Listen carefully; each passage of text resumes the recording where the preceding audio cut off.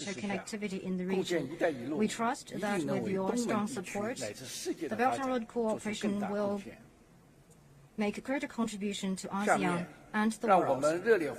Next, let's warmly welcome His Excellency Imran Khan, the Prime Minister of Pakistan.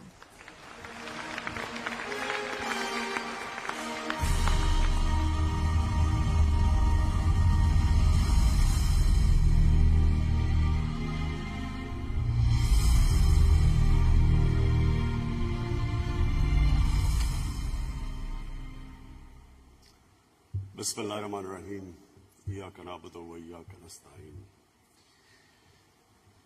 Excellency, President Xi Jinping, esteemed world leaders, distinguished participants, ladies and gentlemen. It is my privilege to speak at the second Belt and Road Forum for International Cooperation. I congratulate President Xi Jinping and the government of People's Republic of China for organizing this important event. As the Belt and Road transforms from vision into reality, this gathering of partners and friends affords a useful platform for taking stock and setting the agenda. In a world of geopolitical uncertainty, of rising inequality and barriers to trade, the BRI offers a model of collaboration, partnership, connectivity, and shared prosperity. Ladies and gentlemen, BRI marks a new and distinct phase in the onward march of nations of the world along the path of globalization.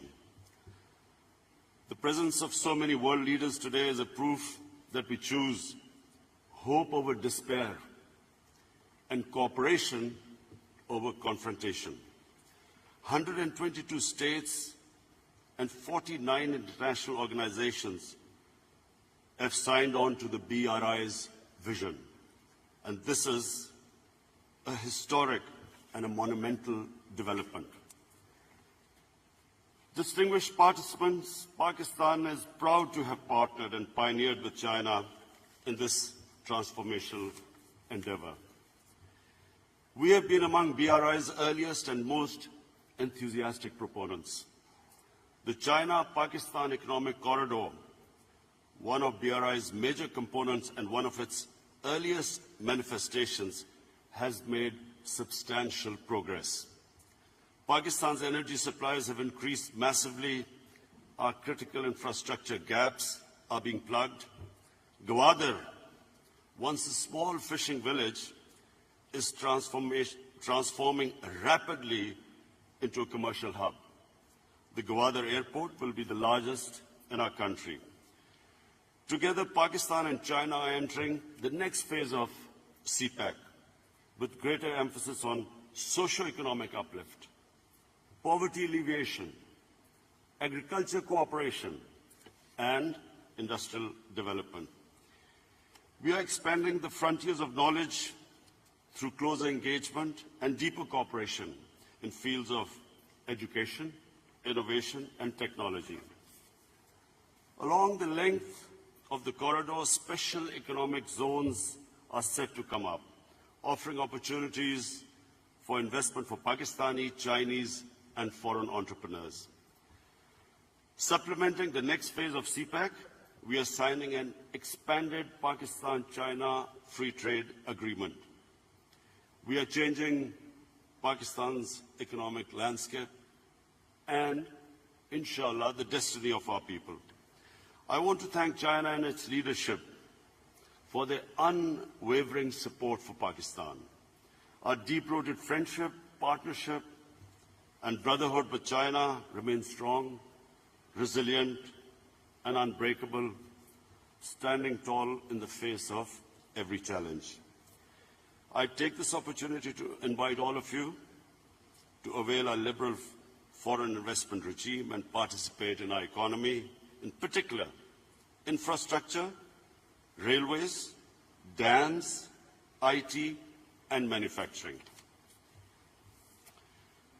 Distinguished participants, as the Belt and Road Initiative takes a further concrete shape, I suggest we direct our efforts and focus on the peoples of our country and towards addressing impediments on their way to sustainable growth. Some of these points have already been touched on by President Xi in his opening speech, but I'd like to make 5 suggestions. Number 1, to undertake joint efforts to mitigate the adverse effects of climate change. The President of Chile has also elaborated on this. In our country, in the last 5 years, we successfully planted 5 billion trees in one of our provinces called KP. Now we have launched a nationwide project to plant 10 billion trees in the next 5 years. My suggestion to this forum is that there should be some joint project, an ambitious project of planting trees so that we can mitigate the effects of climate change on our coming generations. Secondly, establish a BRI tourism corridor to promote people-to-people contacts, intercultural understanding.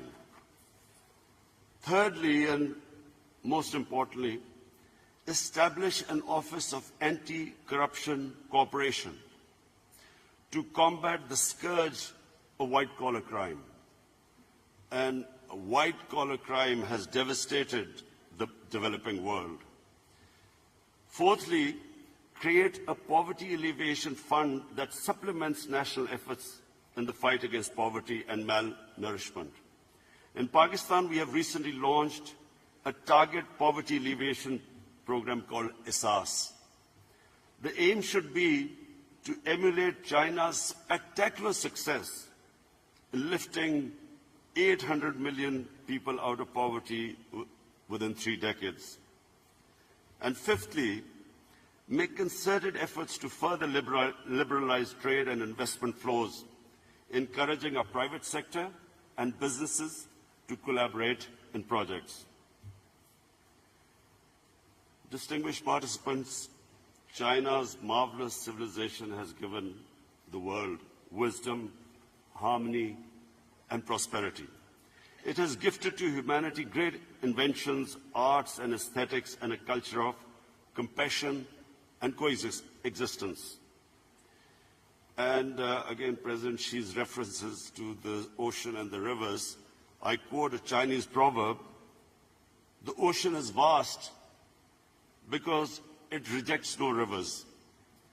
Pakistan will continue to work on the basis of mutual respect and equal opportunity with China and other BRI partners for a better future of our people.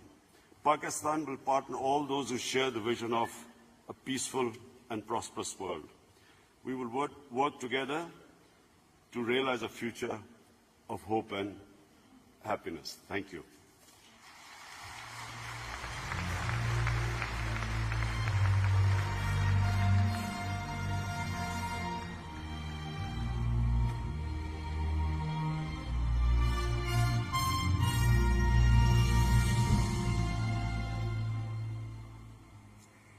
Thank you, Prime Minister Imran Khan, for your speech. Pakistan is an important cooperating partner in the Belt and Road Initiative. The CPEC has reaped fruitful results, and it promoted economic and social development in the country, play an exemplary role in international Belt and Road cooperation. Now, please join me in warmly welcoming His Excellency, Secretary General of the United Nations, and